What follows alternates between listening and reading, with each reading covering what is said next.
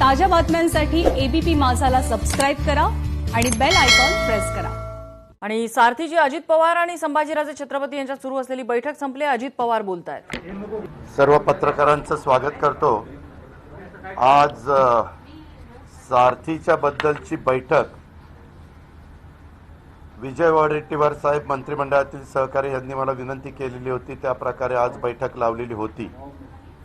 आणि त्या बैठकीला मी, विजय वडेट्टीवार, खासदार संभाजीराजे, नवाब मलिक साहेब, विनायक मेटे, त्याच्यामध्ये विनोद पाटील, राजेंद्र कोंढरे असे बरेच प्रतिनिधी हजर होते। सुरुवातीची मीटिंग फिजिकल डिस्टन्स ठेवण्याच्या निमित्तानं एक पूर्वी चीफ मिनिस्टर प्रेस कॉन्फरन्स घ्यायचे तिथं घेतलेली होती। त्याच्यात बऱ्याच जणांचं म्हणणं, अनेक प्रतिनिधी आलेले होते, त्यांचं ऐकून घेतलं आणि ऐकून घेतल्यानंतर अशा प्रकारची चर्चा निर्णय घेत असताना मर्यादित लोकांच्या मध्ये त्यांचं सगळ्यांचं ऐकून घेतल्यानंतर निर्णय घेणं सोपं जातं। आणि त्याच्यामध्ये वित्त विभाग, त्याच्यानंतर वेगवेगळ्या विभागाचे ह्या संदर्भात असणारे जेवढे विभाग संबंधित होते त्या सगळ्यांचे सचिव आणि अधिकारी वर्ग हजर ठेवलेला होता। विधी व न्याय खात्याचे पण भागवत वगैरे हजर होते। आता ही सगळी चर्चा होत असताना पाठीमागच्या काळामध्ये ज्यावेळेस उद्धवजी ठाकरे साहेबांच्या नेतृत्वाखाली महाविकास आघाडीचं सरकार आलं त्यावेळेस 7 जणांचं मंत्रिमंडळ पहिल्या टप्प्यामध्ये झालं। त्यावेळेस सारथीच्या काही सन्माननीय सहकाऱ्यांनी आंदोलन केलं आणि मग त्याच्यामध्ये खासदार संभाजीराजे यांनी एकनाथराव शिंदे तिथं गेले, चर्चा केली आणि काही गोष्टी सरकारच्या वतीनं त्यांनी तिथं सांगितल्या की बाबा ह्या गोष्टी आम्ही मान्य करू। आता सध्या संपूर्ण देशामध्ये, राज्यामध्ये करोनाचं सावट आहे। आता हे करोनाचं सावट असताना कुठल्याही परिस्थितीमध्ये राज्य सरकारच्या वतीनं मी सांगू इच्छितो की सारथी ही काही संस्था बंद केली जाणार नाही। कारण नसताना वेगवेगळ्या प्रकारच्या अफवा उठल्या जायच्या, वेगवेगळ्या प्रकारच्या बातम्या प्रसिद्ध व्हायच्या आणि मागच्या सरकारने सारथी ही संस्था अस्तित्वात आणल्यानंतर त्याच्याबद्दल काही प्रश्नचिन्ह निर्माण झाले। त्याच्यामध्ये सुरुवातीला किशोरराजे निंबाळकरांच्या एक सदस्य समितीची चौकशी झाली, ती चौकशी अहवाल आमच्याकडे आला। त्याच्यानंतर अतिरिक्त मुख्य सचिव आता होम, जेडी आणि होम त्यांच्याकडे, त्या सीताराम कुंट्यांना आम्ही 14 दिवसाची मुदत दिलेली आहे। 14 ते 15 दिवसात त्यांनी पण त्यांचा काय म्हणणं आहे तो अहवाल त्याच्यामध्ये सादर करायचा। हे करत असताना सारथीला उद्याच्या उद्या 8 कोटी रुपये त्या ठिकाणी सरकारच्या वतीने दिले जाणार आहेत। विजय वडेट्टीवार साहेब ते पैसे त्यांच्या विभागाच्या मार्फत तिथं पाठवणार आहेत। त्याच्यामुळं काही UPSC, MPSC अशा प्रकारचे विद्यार्थी तिथं होते, काहींची फेलोशिप होती, MPhil PhD ह्याच्या संदर्भातले विद्यार्थी होते, काहींची छात्रवृत्ती प्रकल्पाकरता छत्रपती शाहू महाराज राष्ट्रीय संशोधन अधिछात्रवृत्ती आणि मुख्यमंत्री विशेष संशोधन अधिछात्रवृत्ती हे होते। हे पैसे मधल्या काळामध्ये राहिलेले होते आणि मला वाटतं त्याच्यामध्ये तारादूतचे काहीतरी 2 महिन्याचे पैसे राहिलेले होते। अशा प्रकारचे ते पैसे त्यांचे द्यायचं आम्ही त्या ठिकाणी मान्य केलेलं आहे। मंत्रिमंडळाच्या पुढे आम्ही जाणार आहोत। आज आम्ही मुख्यमंत्र्यांना विनंती करून हा निर्णय घेऊ इच्छितोय की सारथी हे नियोजन विभागाच्या अंडर घ्यायचं आणि हे नियोजन विभागाच्या अंडर घेऊन तो विभाग सारथीच्या संदर्भातलं कामाचं सगळं जे काही लक्ष आहे ते ठेवेन. त्याचबरोबर अण्णासाहेब पाटील महामंडळ हे पण कौशल्य विकासकडे आहे, तर ते पण नियोजन विभागाच्या अंडर घ्यायचं, कॅबिनेटची मान्यता घेऊन, मुख्यमंत्र्यांची मान्यता घेऊन, आणि एक मराठा समाजातल्या मुलांना अण्णासाहेब पाटील महामंडळ कर्ज देण्याच्या संदर्भात आणि सारथी संस्था शिक्षण देण्याच्या संदर्भात अशा पद्धतीचं त्याची सांगड त्या ठिकाणी घालायची. वित्त आणि नियोजन माझ्याकडे असल्यामुळं आणि मी पुण्याचा पालकमंत्री असल्यामुळं सारथी ही जी संस्था चालते ती पुण्यामध्ये आहे.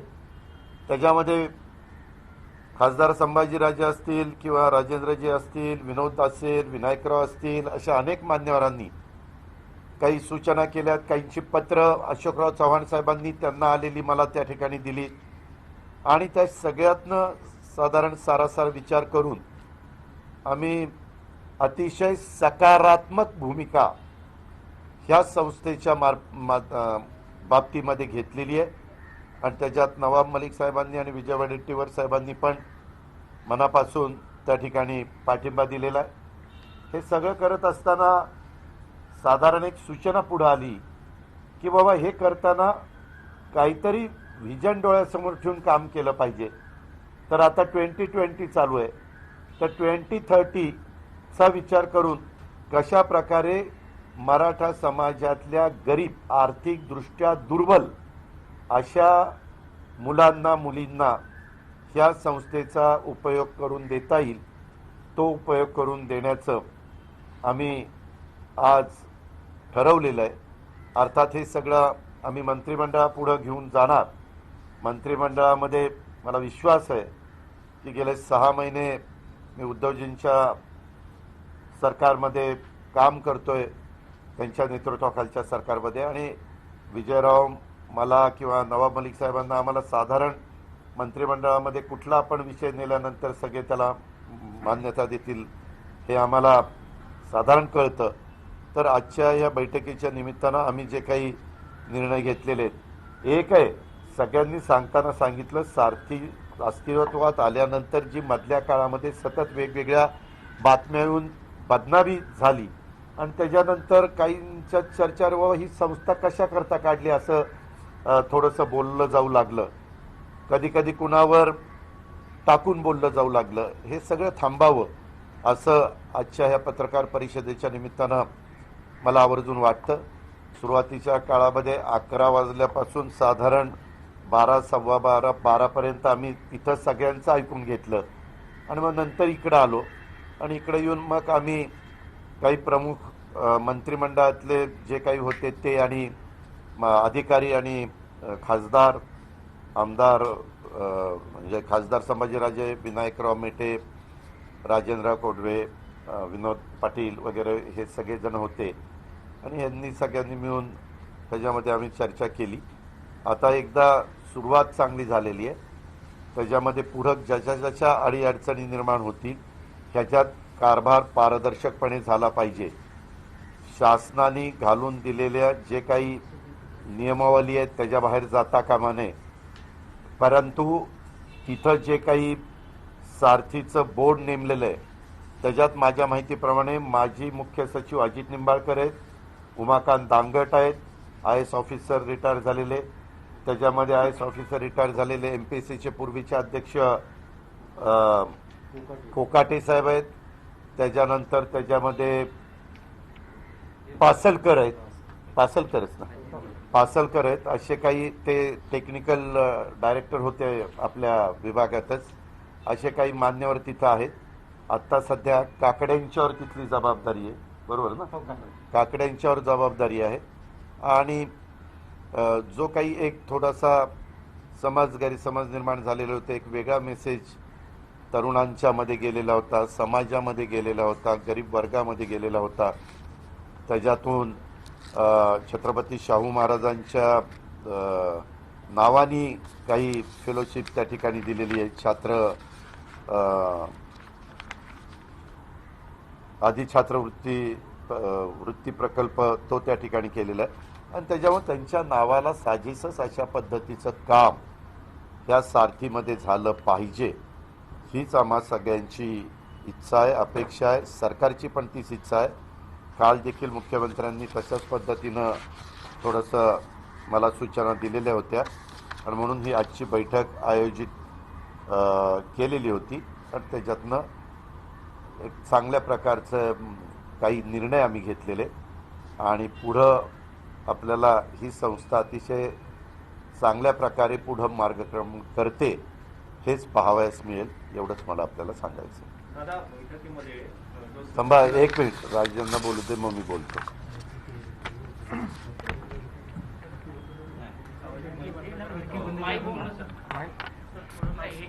हा किती ना हा चालू आहे.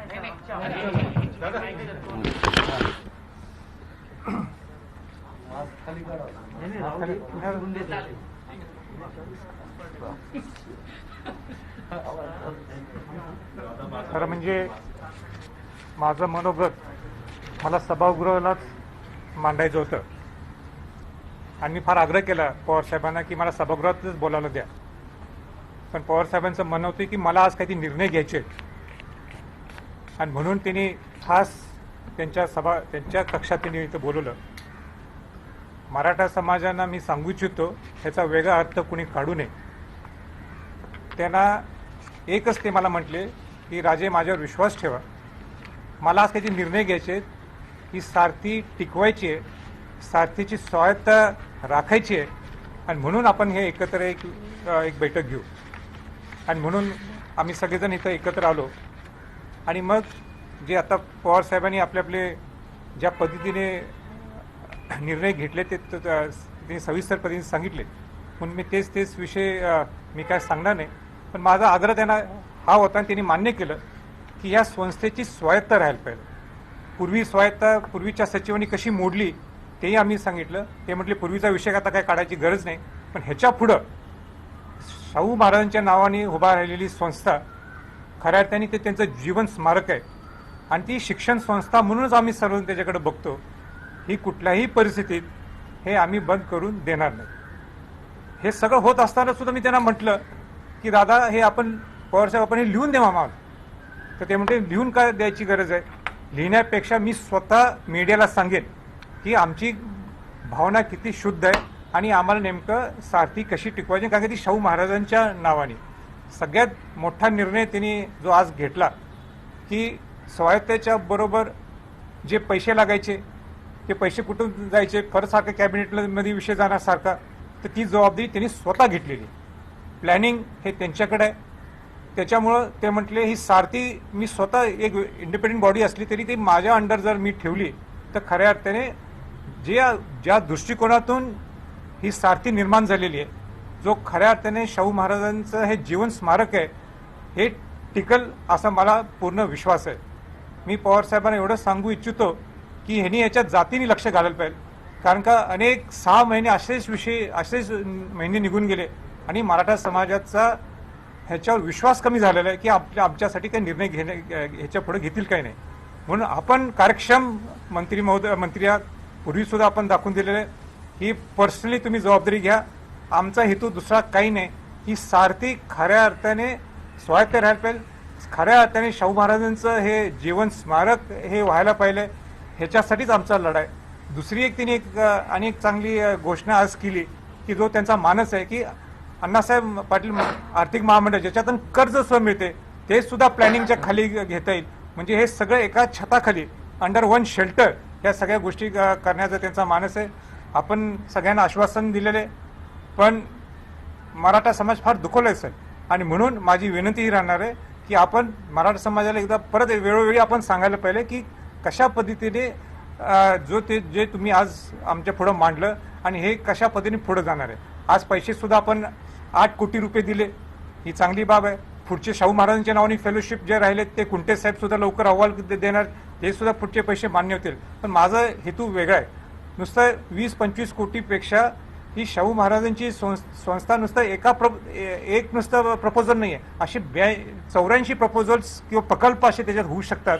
आणि ह्या 84 प्रकल्पांमध्ये मराठा समाज, गरीब मराठा समाज स्वतःच्या पायावर कसा उभा राहू शकतो ह्याच्यासाठी 2020 ते 2030 एक मास्टर प्लॅन होणं गरजेचं आहे आणि मास्टर प्लॅन जर झाला तर मग ही खऱ्या अर्थाने ही संस्था सेल्फ सस्टेनेबल स्वतःच्या पायावर उभा राहू शकते. वेळ अशीच यायला पाहिजे 2-3 वर्षानंतर किंवा 4 वर्षानंतर की सारथी ही संस्था सरकारकडे पैसे न मागता एवढे त्यांच्याकडे पैसे इथं जमा व्हायला पाहिजे, स्वतःच्या सेल्फ सस्टेनेबल व्हायला पाहिजे. आणि जर पुढाकार घेतला आम्ही सर्वजण यात कुठला गट तटपेक्षा पूर्ण मराठा समाज आपल्यावर विश्वास ठेवतोय आणि आपण निश्चित कराल. ह्याच्या पूर्वी सुद्धा बाकीच्या मंत्र्यांच्या पेक्षा मी तुलना करत नाही, बाकीच्या मंत्र्यांपेक्षा आपण करून दाखवलेलं आहे आणि ह्याही पुढे तुम्ही करून दाखवाल ही मी अपेक्षा व्यक्त करतो. आणि आम्हाला आपुलकीने म्हणजे 6 महिन्याच्या अगोदर आम्ही आंदोलन केलं त्यावेळी मुख्यमंत्र्यांनी सुद्धा मोठं मन दाखवून त्यावेळी एकनाथ शिंदे त्यांच्या गावी होते तरी ते तिथं आले. आज सुद्धा ज्यावेळी आपल्याला ह्याची तीव्रता समजल्यावर तुम्ही कोविड असताना सुद्धा विनंती केली आपण आम्हाला याला आम्ही ह्याच्यासाठी आलो आणि परत एकदा आपण ह्या सारथी विषय आपल्या हातात घेतलेला आहे आणि कुठल्या परिस्थितीत मराठा समाजाचा विश्वासघात होणार नाही आपण असा शब्द दिलाय. याबद्दल मी आपल्या सर्वांचं धन्यवाद व्यक्त करतो. त्याच्या खात्याच्या मंत्र्यांनी सुद्धा सकारात्मक दृष्टिकोन आजच्या मिटिंगला त्यांनी दाखवलेला आहे. दादा गोंधळ झाला बैठकीच्या सुरुवातीला जे संभाजीराजांना बसण्यासाठी स्थान दिलं होतं बाहेर मेसेज गेलेला आहे की संभाजीराजांचा राज्य सरकारने अपमान केला. काही ठिकाणी तुमच्या विरोधात आंदोलन सुरू झालं. हो का, कुठलाही चांगला निर्णय घेत असताना मी बघितलंय प्रत्येक वेळेस.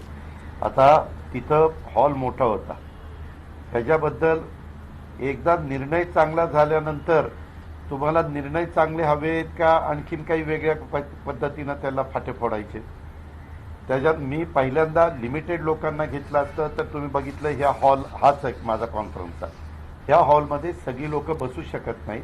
त्याकरता सुरुवातीला काही जण म्हणले असते आमचं साधं ऐकून पण घेतलं नाही, त्याच्याकरता तिथं ऐकून घ्यायला गेलो होतो आणि त्याच्यानंतर इथं येऊन एकत्रपणे आम्ही बैठक घेतली आणि एकत्रपणे तुमच्या सगळ्यांच्या समोर आलेलं.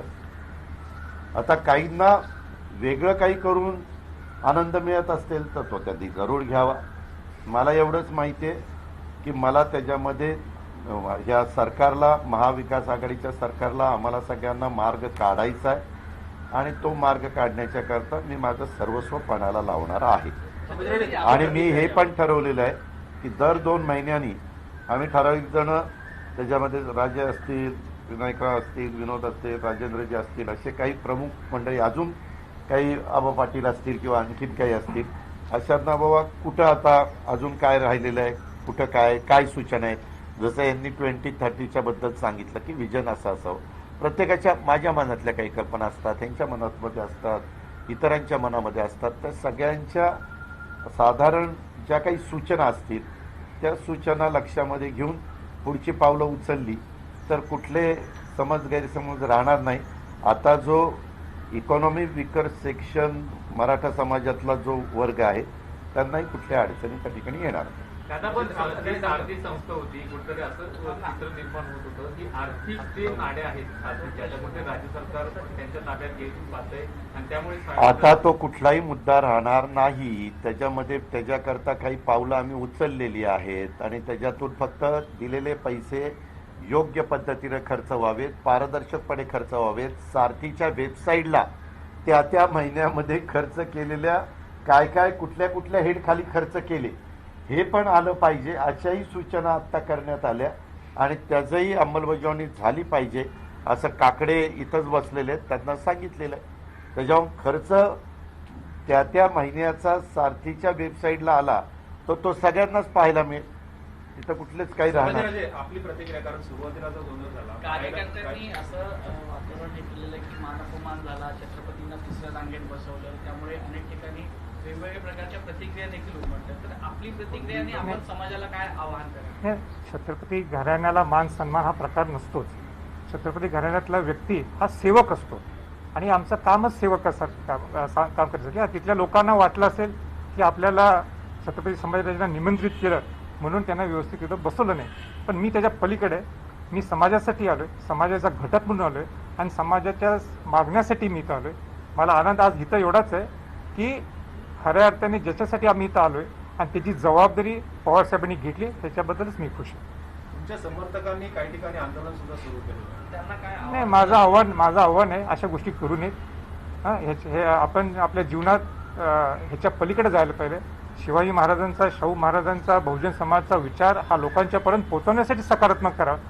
आंदोलन करण्यापेक्षा चांगल्या गोष्टीसाठी सगळ्यांनी एकत्र यावं असं माझं सगळ्यांना विनंती. सर, एक आक्षेप घेतला जात होता विजय वडेट्टीवार यांच्या संदर्भात देखील, तो दूर झाला का तुमचा गैरसमज? नाही, विजय वडेट्टीवारांच्या बद्दल आमचा आक्षेप केव्हाच नव्हता आणि आजही नाहीये. विषय काय होता तर एकच तो स्टेटमेंट जी झाला आणि मला त्याच्यावर परत काही बोलायचं नाही आणि त्याच्यासाठी मी माझी ऑलरेडी ट्विट केलेली आहे आणि तो विषय संपलेला आहे. ते ट्विट केल्यानंतर मी स्वतः संभाजीराजांशी फोनवर बोललो.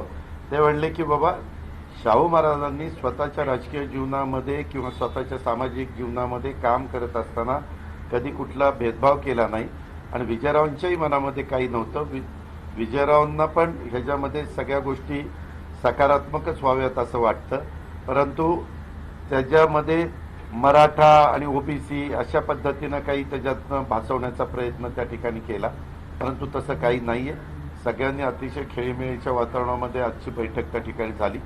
तुम्ही सुरुवातीला लगेच ब्रेकिंग न्यूज काही सुरू केलं. आता ब्रेकिंग न्यूज काय चालली असेल तर तुमचं तुम्हालाच माहिती. दादा, आपण 8 कोटी सारथी संस्थेला देण्याचं मान्य केलेलं आहे, देणार आहात आपण. सरकारच्या तिजोरीत तेवढा निधी आहे का? कारण का सध्याची परिस्थिती अशी आहे की सध्याची परिस्थिती जरी बिकट असली तरी राज्य सरकारने जिथं अतिशय तातडीची गरज असते, जे मागचं देणं आहे ते दिलं पाहिजे. जसं परवा आम्ही सरकारमध्ये निर्णय घेतला 11 लाख शेतकऱ्यांना 8,500 कोटी रुपये द्यायचा, तो पैसे थांबले गेलेले होते कारण करोना आला. आता करोनाच्या काळामध्ये एकदा फक्त पेमेंटच्या बाबतीमध्ये आम्ही क्लास 1, क्लास 2, क्लास 3, क्लास 4चं हे केलं आणि आम्ही सगळे आमदार, मंत्री सगळ्यांनीच आपलं स्वतःचं वेतन 30% 12 महिन्याच्या करता कमी केलं आणि 70% वेतन आम्ही त्या ठिकाणी घेतो. आता परिस्थिती हळूहळू सुधारतीये आणि आज एवढ्या मोठ्या राज्य सरकारला 8 कोटी म्हणजे खूप काही मोठी रक्कम आहे असं नाही. ज्यांनी पाठीमागचं त्यांचे 31 मार्चच्या आधीचे ते पैसे देण्याचं होतं तशा पद्धतीनं दिलेले आणि आमचा तर प्रयत्न हा आहे. परवा बाळासाहेब पाटील सहकार मंत्री म्हणाले, सीएम साहेबांची पण इच्छा आहे की 31 जुलैपर्यंत राहिलेल्या शेतकऱ्यांचे 11 लाख लोकांचं 8,500 कोटी रुपये पूर्णपणे बँकेमध्ये जावेत आणि त्यांचं ते आर्थिक चणचण दूर व्हावी. त्यातले 5,000 कोटी रुपये दिले. वित्त विभागाला सूचना केल्या की जसं जसं सहकार विभाग निधीला मागेल तसं तसं निधी रिलीज करायचा. वडेट्टीवार साहेब, तुम्ही काय प्रतिक्रिया माईक त्या साईड.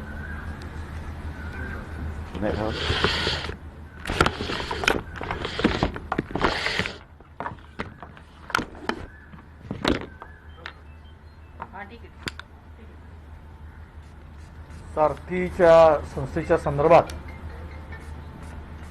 जो मागच्या 8-10 दिवसामध्ये समज, गैरसमज आणि काही बंद पडणार, हे होणार अशा पद्धतीच्या प्रसारमाध्यमातून काही बातम्या प्रकाशित झाल्या आहेत आणि या संदर्भात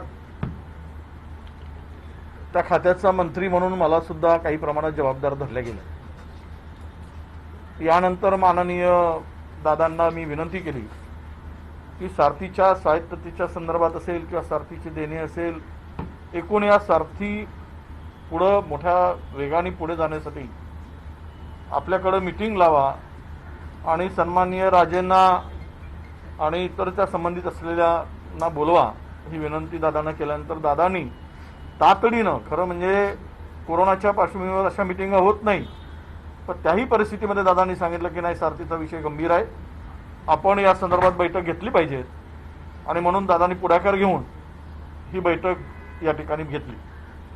आणि या सगळ्यामध्ये अनेक विषयावर चर्चा झाल्यानंतर उरलेला निधीसुद्धा तातडीनं त्या ठिकाणी मंजूर केला गेला आणि त्यांना उपलब्ध करून देण्याचं कामसुद्धा झालं.